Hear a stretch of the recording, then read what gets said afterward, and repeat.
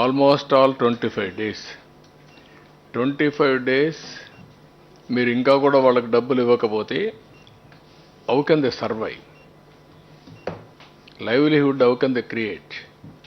అందుకే నేను ఆ రోజు విశాఖపట్నంలో చెప్పింది, వారు చెప్పినట్టు ఒక పాలసీ పెట్టి ఇమీడియట్ 25%, 30% ఇన్సూరెన్స్ అమౌంట్ రిలీజ్ చేయాలి.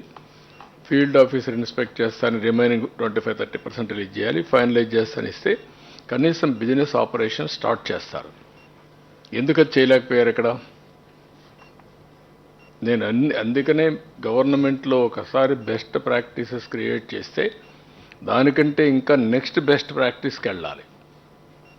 అక్కడ మనం ఫెయిల్ అయ్యాం. కనీసం ఇప్పటికైనా సరే can you do that? All of you.